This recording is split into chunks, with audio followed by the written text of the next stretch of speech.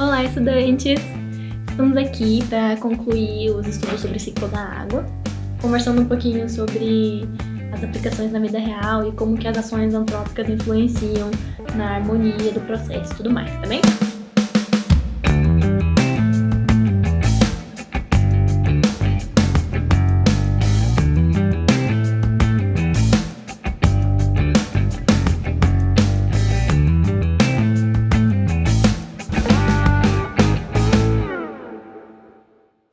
Já existe um vídeo comentando sobre os mecanismos físicos dele. Se você não assistiu, assista, que é importante para entender o que eu vou falar agora, tá bem?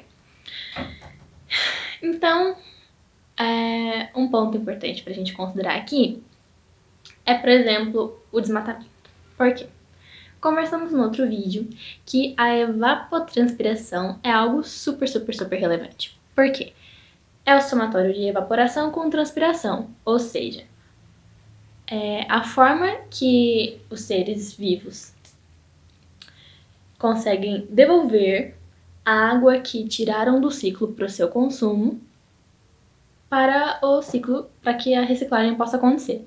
Então, toda a água que as plantas consomem, que os animais consomem, todos os seres vivos consomem, precisa ser devolvida para que o ciclo possa continuar acontecendo. E essa devolução se dá pela evapotranspiração. Então, é um termo super relevante, você precisa lembrar dele, tá bem? Quando acontece o desmatamento e você retira uma cobertura verde muito grande, a evapotranspiração é bloqueada. Porque a planta não consegue devolver a água se ela não existe, certo?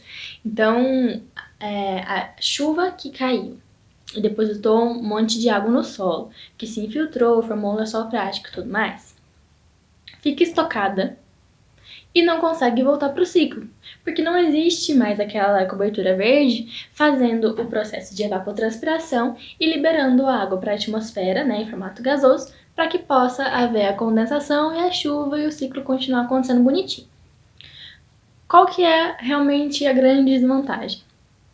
Sem a evapotranspiração, não existe a emissão de vapor de água para a atmosfera. Sem essa emissão, não tem chuva, porque como que vai acontecer a condensação do vapor de água, sendo que não tem vapor de água? E aí, com essa falta de chuva, a gente pode observar vários problemas acontecendo, né? Pode acontecer secas de plantações podem ser perdidas, rios podem acabar tendo seu volume diminuído, as pessoas podem acabar sentindo falta dessa água, né? De maneiras diversas. A Amazônia, por exemplo, ela emite uma massa úmida no seu processo de evapotranspiração tão grande que leva a chuva para diversas áreas do Brasil. Então, por exemplo, o Centro-Oeste é uma região que sente muito a falta da evapotranspiração quando a gente desmata a floresta amazônica, porque os rios voadores, que são essas massas úmidas que são emitidas pela evapotranspiração da Amazônia, se direcionam muitas vezes para lá. Tá bem? Então, esse é um ponto para a gente pensar. Uma outra questão é como as ascensões das áreas urbanas influenciam no escoamento da água. Por quê? Quando você reveste a crosta terrestre com concreto e com asfalto, a água que cai ali da chuva não consegue se infiltrar, porque ela não consegue penetrar nessa camada de concreto. Então, ali ela vai permanecer na superfície, vagando até encontrar um corpo d'água para se depositar. Isso pode desencadear enchentes na cidade, porque a água não tem para onde ir, e também vai gerar um desequilíbrio do ciclo da água local, porque o lençol freático que existe embaixo daquela camada de concreto, por exemplo, não vai conseguir ser reabastecido, porque a água não consegue chegar até ele. Então, existe esse desequilíbrio, né? E tanto ele não consegue se reabastecer, quanto a água que já está ali também não tem por onde sair, porque tudo foi revestido pelo concreto e pelo asfalto. Então, é um processo que a gente chama de impermeabilização do solo e é super danoso nesse sentido. Uma solução possível seria tanto colocar o mínimo possível de concreto e de asfalto, quanto a utilização de concregrama ou pisograma, que a gente chama. É quando você mistura o concreto com um pedacinho de grama. Não no mesmo lugar, né? Mas você coloca entre as partes de concreto uns pedaços de terra com grama. E ali, a água que cai por ali tem por onde escorrer. Não é a mesma coisa que a terra limpa, mas já é um grande avanço. Já tem para onde escorrer, tá bem? Outros dois processos importantes da gente pensar são a lixiviação e a chuva ácida. O que acontece? A chuva, quando cai, ela traz consigo o que ela encontrar pelo caminho dela. Então, por exemplo, a emissão de gases poluentes pelas indústrias gera uma concentração desses poluentes na atmosfera. E esses poluentes vão reagir com a água, que também está ali na atmosfera, gerando, a partir dessa reação química, um produto com um pH super baixo, ou seja, super ácido, além do que é saudável. Então, quando a chuva cai, ela traz consigo esse caráter de pH baixo, de acidez, que vai levar destruição por onde ele passar, de qualquer forma que seja. Por exemplo, caindo em plantações, vai acabar envenenando aquela vida, vai provavelmente comprometer a colheita de forma considerável, além de empobrecer o solo também. Se cair em um corpo d'água, vai contaminar todo aquele ecossistema. Pode levar à morte dos peixes, das plantas, vai deixar a água imprópria para o consumo. Enfim, se cair na área urbana, vai gerar a corrosão de monumentos, de carros. Se pegar na pele, pode acabar machucando.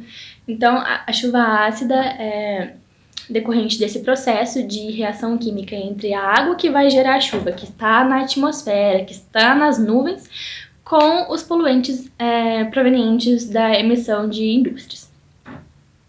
E a lixiviação vem junto com a chuva, porque a chuva traz consigo as características dos lugares por onde ela passa. Então, quando essa água das nuvens chega até a crosta, se ela não for infiltrada, ela vai permanecer escoando até encontrar um corpo d'água para se depositar. E vai acabar carregando elementos dos lugares por onde ela passar. Um desses elementos possíveis são sais minerais. Então, ela zanzou por toda a crosta, conseguiu encontrar um rio para desaguar e depositou lá vários sais minerais de lugares por onde ela passou anteriormente. Bem, a água que chegou ali vai continuar participando do ciclo, ou seja, vai evaporar, vai ficar suspenso na atmosfera, vai chegar nas camadas mais elevadas, condensar, chover e tudo mais. Agora, os elementos que ela levou junto vão ficar depositados naquele novo lugar, porque eles não evaporam, eles não participam do ciclo, o ciclo é da água. Então, ela chegou ali, depositou todos aqueles sais minerais, eles vão passar a fazer parte daquele ambiente. Só que aquele ambiente não precisava daqueles elementos, eles chegaram lá em decorrência do escoamento da água e, eventualmente, esses sais minerais podem acabar sendo prejudiciais. Podem acabar gerando, por exemplo, o empobrecimento do solo por onde ela passa. O que vai impedir, por exemplo, de plantações acontecerem, vai precisar de técnicas artificiais de readequação do solo para que você possa aproveitá-lo e tudo mais. E esse empobrecimento do solo, em decorrência dos sais minerais trazidos pela água da chuva, é chamado de lixiviação. Observe que pode ser associado ao processo de impermeabilização do solo, porque a lixiviação vem dessa água que foi escoando pela crosta. E uma água que escoa é porque ela não tem como infiltrar. E essa impossibilidade de infiltração pode ser, em alguns casos, decorrentes da impermeabilização do solo causada pela camada de asfalto e de concreto. Tá bem? Gente, essa foi a segunda parte do vídeo. Existem outros meios de acabar desequilibrando o ciclo da água. Dá pra pensar em muitas coisas. Existe uma lista de exercícios que eu montei Fiz um gabarito comentado, vocês podem comparar a resposta de vocês com a resposta do gabarito. Lá tem muitos exemplos disso que eu acabei de falar. E é muito importante fazer, porque falando de estudante para estudante, eu sei o quanto praticar é importante no processo de aprendizado, tá bem? Então, façam. E tragam as dúvidas, podem deixar nos comentários do vídeo, ou podem mandar mensagem. A gente tá no Instagram, no Facebook e no YouTube. Então, nos encontre e nos comunique o que você sentir, tá bem? Então é isso, estudantes, vocês não estão sozinhos, tá bem? A gente tá junto e a gente vai caminhar junto, tá bom? Até a próxima!